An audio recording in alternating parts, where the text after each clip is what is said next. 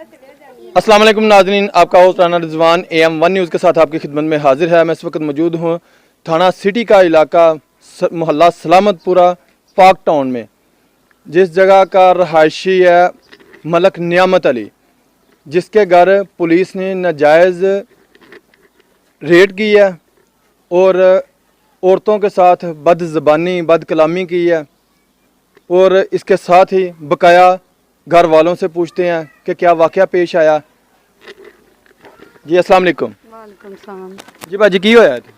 ਇਹ ਤਾਹਰ ਸਲੀਮ ਆਏ ਨੇ, ਰੇਟ ਕੀਤੀ ਸਾਡੇ ਘਰ ਉਹਨਾਂ ਨੇ। ਦਰਵਾਜ਼ੇ ਖੁੱਲਾ ਸੀ ਤੇ ਆਣ ਕੇ ਉਹਨਾਂ ਨੇ ਦਰਵਾਜ਼ਾ ਖੜਕਾਇਆ ਸੀ, ਦਰਵਾਜ਼ਾ ਖੋਲਿਆ ਤੇ ਅੰਦਰ ਵੜ ਗਏ ਨੇ ਸਿੱਧਾ। ਕਹਿ ਰਹੇ ਕਿ ਮੋਟਰਸਾਈਕਲਾਂ ਕਿੱਧਰ ਨੇ? ਮੈਂ ਕਿਹਾ ਕਿਹੜੀਆਂ ਮੋਟਰਸਾਈਕਲਾਂ ਨੇ? ਤੇ ਇਹ ਚੋਰੀ ਦੀ ਮੋਟਰਸਾਈਕਲ ਹੈ। ਮੈਂ ਕਿਹਾ ਸਾਡੇ ਕੋਲ ਕੋਈ ਚੋਰੀ ਦੀ ਮੋਟਰਸਾਈਕਲ, ਇਹ ਸਾਡੀਆਂ ਮੋਟਰਸਾਈਕਲਾਂ ਖੜੀਆਂ ਨੇ ਤੇ ਤੁਸੀਂ ਚੈੱਕ ਕਰ ਲਓ। ਅੰਦਰ ਵੜ ਗਏ ਨੇ, ਅੰਦਰ ਵੜ ਕੇ ਸਾਰੀ ਤਲਾਸ਼ੀ ਲਈ ਹੈ, ਸਮਾਨ ਚੁੱਕਿਆ ਉਹਨਾਂ ਨੇ, ਫਿਰ ਮੋਟਰਸਾਈਕਲਾਂ ਬਾਹਰ ਕੱਢੀਆਂ ਨੇ।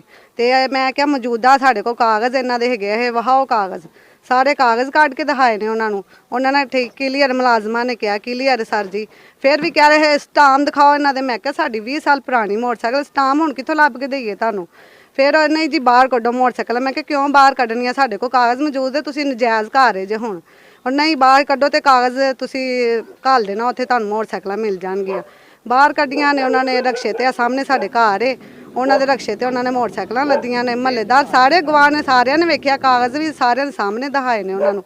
ਸਾਡਾ ਸਮਾਨ ਵੀ ਉੱਤੋਂ ਲਾ ਕੇ ਲੈ ਗਏ ਨੇ ਤੇ ਅੰਦਰੋਂ LCD ਵੀ ਇੱਕ ਸੁੱਟ ਕੇ ਤੋੜ ਦਿੱਤੀ ਹੈ। ਬਾਕੀ ਸਮਾਨ ਵੀ ਸਾਰਾ ਖਲਾਰ ਖਲੂਰ ਕੇ ਤੇ ਸਾਰੇ ਚਲੇ ਗਏ ਨੇ। ਤੇ ਉਹਨਾਂ ਨੂੰ ਕਿਹਾ ਕਿ ਨਜਾਇਜ਼ ਕਰ ਪਿਓ, ਨਹੀਂ ਨਾਲ ਛੋਟੇ ਭਾਈ ਨੂੰ ਵੀ ਲੈ ਗਏ ਨੇ, ਨਾਲ ਬੇਟੇ ਮੇਰੇ ਨੂੰ ਲੈ ਗਏ ਨੇ।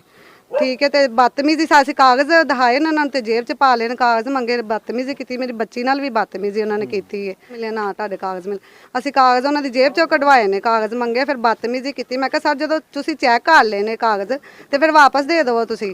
ਤੇ ਉਹਨਾਂ ਨੇ ਕਿਹਾ ਇਹ ਨਹੀਂ ਦੇਣੇ ਵਾਪਸ। ਫਿਰ ਵਾਪਸ ਉਹਨਾਂ ਕੋਲ ਲਏ ਨੇ, ਬਦਤਮੀਜ਼ੀ ਕੀਤੀ ਹੈ ਉਹਨਾਂ ਨੇ ਸਾਡੇ ਨਾਲ। ਤੇ ਪੈਸੇ ਵੀ ਲੈ ਕੇ ਗਏ ਨੇ? ਹਾਂਜੀ 2.5 ਲੱਖ ਰੁਪਇਆ ਸੀ ਮੇਰੀ ਵਾਲਦਾ ਦਾ, ਉਮਰੇ ਤੇ ਜਾਣਾ ਸੀ ਉਹਨਾਂ ਨੇ, ਤੇ ਉਹ 2.5 ਲੱਖ ਰੁਪਇਆ ਵੀ ਲੈ ਗਏ ਨੇ। ਤੇ ਨਾਲ ਇੱਕ LCD ਉਹਨਾਂ ਨੇ ਤੋੜ ਦਿੱਤੀ ਹੈ ਤੇ ਇੱਕ LCD ਨਾਲ ਲੈ ਗਏ ਨੇ। ਥੋੜਾ ਜਿਹਾ ਸਮਾਨ ਤੇ ਮੋਟਰਸਾਈਕਲ ਦਾ ਸਮਾਨ ਸੀ, ਭਾਈ ਮੇਰੇ ਛੋਟੇ ਨੇ ਦੁਕਾਨ ਇੱਥੇ ਕੀਤੀ ਸੀ ਮੋਟਰਸਾਈਕਲਾਂ ਦੀ, ਤੇ ਉਹ ਥੋੜਾ ਸਮਾਨ ਮੋਟਰਸਾਈਕਲਾਂ ਦਾ ਸੀ ਨਾਲ ਤੋੜੇ, ਤੇ ਨਾਲ ਇੱਕ ਬਾਲਟੀ 'ਚ ਸਮਾਨ ਸੀ, ਉਹ ਵੀ ਨਾਲ ਲੈ ਗਏ ਨੇ। जी नाजरीन, ये मोहल्ले वाले यानी शाहिद जो मौके पर मौजूद थे, आइए इनसे भी बात करते हैं कि क्या इन्होंने ये वाकया देखा, क्या ये घर वाले सच बोल रहे हैं। आइए इनसे बात करते हैं। जी अस्सलाम वालेकुम। ਵਾਲੇਕੁਮ ਸਲਾਮ। जी भाजी की होया इत्थे? ਬਾਈ ਜਦੋਂ ਪੁਲਿਸ ਆਈ ਹੈ ਤੇ ਮੈਂ ਇਹਨਾਂ ਦੇ ਦਰਵਾਜ਼ੇ 'ਚ ਹੀ ਖੜੀ ਸਾਂ। ਠੀਕ ਹੈ। ਉਹ ਆ ਕੇ ਅੰਦਰ ਚਲੇ ਗਏ ਨੇ, ਆ ਕੇ ਦਰਵਾਜ਼ੇ ਅੰਦਰ ਦੇ ਦੂਸਰੇ ਅੰਦਰ ਦੇ ਭੰਨੇ ਭੁੰਨੇ ਨੇ, ਅੰਦਰ ਦੀ ਤਲਾਸ਼ੀ ਲੈਣ ਲੱਗ ਪਏ ਨੇ। ਠੀਕ ਹੈ। ਗੱਡੀਆਂ ਤੇ ਦਰਵਾਜ਼ੇ ਦੇ ਲਾਗੇ ਹੀ ਖੜੀਆਂ ਸੀ ਬਾਹਰ। ਠੀਕ ਹੈ। ਉਹਨਾਂ ਉਸ ਟਾਈਮ ਦਰਵਾਜ਼ਾ ਨਹੀਂ ਦੇਖ, ਗੱਡੀਆਂ ਨਹੀਂ ਦੇਖੀਆਂ। ਉਹਨਾਂ ਨੇ ਅੰਦਰੋਂ ਫੋਲਾ ਫੋਲੀ ਕੀਤੀ ਹੈ। ਠੀਕ ਹੈ। ਅੰਦਰੋਂ ਕੁਛ ਤੋੜਾ, ਚਾਬੀਆਂ, ਕੁਛ ਉਹਨਾਂ ਦੇ ਦਰਾਜ਼ਾਂ 'ਚ ਪੈਸੇ ਪੂਸੇ ਵੀ ਪਏ ਸਨ। ਠੀਕ ਹੈ। ਉਸ ਤੋਂ ਬਾਅਦ 'ਚ ਉਹ ਚੀਜ਼ਾਂ ਕੱਢ ਕੁੱਢ ਕੇ ਤੇ ਗੱਡੀਆਂ ਬਾਅਦ 'ਚੋਂ ਇਹ ਗੱਡੀਆਂ ਨੇ। ਠੀਕ, ਉਹ ਗੱਡੀਆਂ ਵੇਖਣ ਲੱਗ ਪਏ ਨੇ, ਇਹਨਾਂ ਗੱਡੀਆਂ ਨੂੰ ਵੀ ਬਾਹਰ ਕੱਢੋ। ਬਾਜੀ ਨੇ ਦਿਖਾਈਆਂ ਨੇ ਕਿ ਭਈਆ ਵੇਖੋ ਕਾਗਜ਼ ਨੇ ਸਾਡੇ ਕੋਲ, ਉਹਨਾਂ ਨੇ ਕਾਗਜ਼ ਵੀ ਫੜ ਲਏ ਨੇ। ਠੀਕ ਹੈ। ਇਹ ਸਾਰਾ ਕੁਝ ਠੀਕ ਹੈ।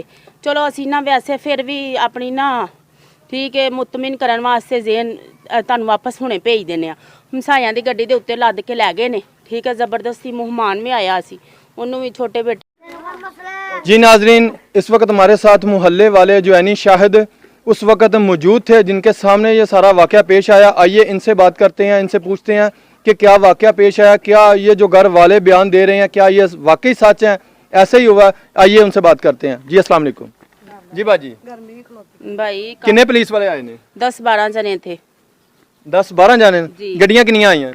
2-3, एक बड़ा डाला था जी, एक कार थी और 2-3 मोटरसाइकिलें थी। ठीक हो गया।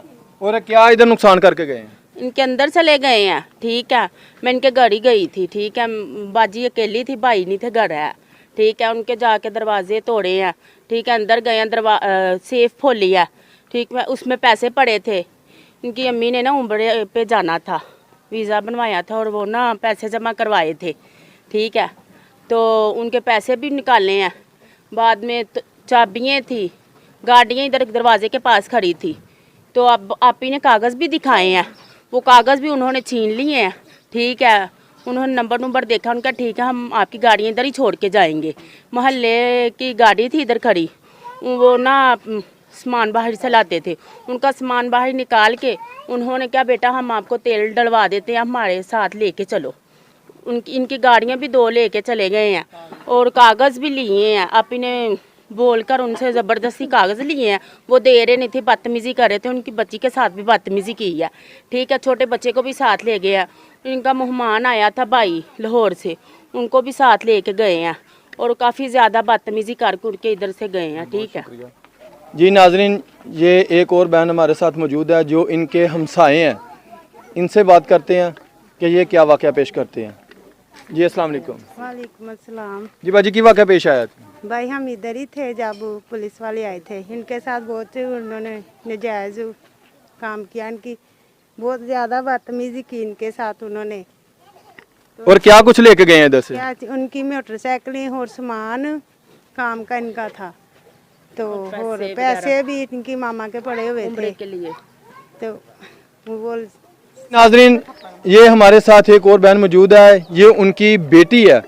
ये इस वक्त घर में मौजूद थी जिसके साथ पुलिस वालों ने, सलीम ताहिर ने बदतमीजी की। आइए इनकी ज़बानें पूछते हैं। अस्सलाम वालेकुम। वालेकुम अस्सलाम। जी बेटा, क्या हुआ है? मामू को लेके जा रहे थे और मैंने उनको कहा कि क्यों लेके जा रहे हैं इनको, तो उन्होंने ऐसे मुझसे बदतमीजी भी किया, उन्होंने मुझे थप्पड़ भी मारा है। तो ऐसे ऐसे मेरे भाई को भी धक्के भी दिए हैं मुझे इतने। तो ऐसे कह रहे थे क्या है आपको, आप अंदर जाओ, आप अपनी मामा से ज़्यादा सियानी हो। मैंने कहा हाँ मैं ज़्यादा सियानी हूँ। तो आगे से उन्होंने मारे, उन्होंने मुझे धक्के भी दिए, तो उन्होंने गालियाँ भी इतनी दी थी। तो कह रहे थे चलो चलो आप अंदर जाओ, मामू को भी इतना मार रहे थे, कह रहे थे चलो आप आगे चलो आगे चलो।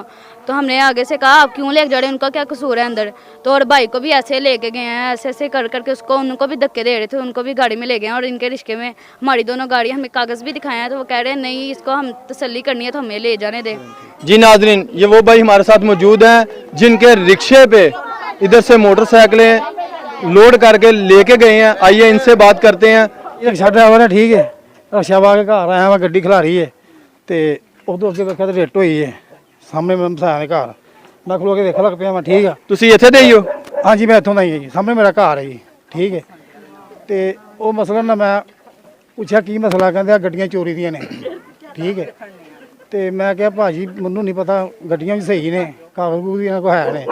तो सामने घर वाली बाजी जी कागज वहा रही है, तो वो ना बदतमीजी कर रहे हैं बच्चों के नाल, ठीक है।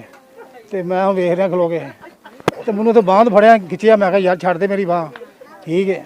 तो मैनू कह रहा नहीं भाजी अगे लगो, गड्डी मोड़ो पिछे बैग रक्षा। मैं कह रहा यार मैं कुछ जावा थोड़े नाल, मैं धक्के ना भाई बांह खिंच के ना जबरदस्ती खिंच के ना पिछे धौं च चांडी लगा मारन। मैं कहा यार सियाना बाना।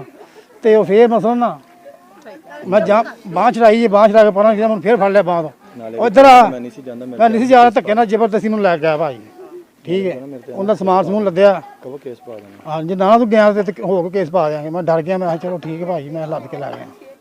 ਤੁਸੀਂ ਆਪ ਛੱਡ ਕੇ ਆਏ ਹੋ ਥਾਣੇ ਮੋਟਰਸਾਈਕਲ? नहीं जी मैं फिर आप नहीं गया, बच्चा गया मेरा, वो छड़ के आया।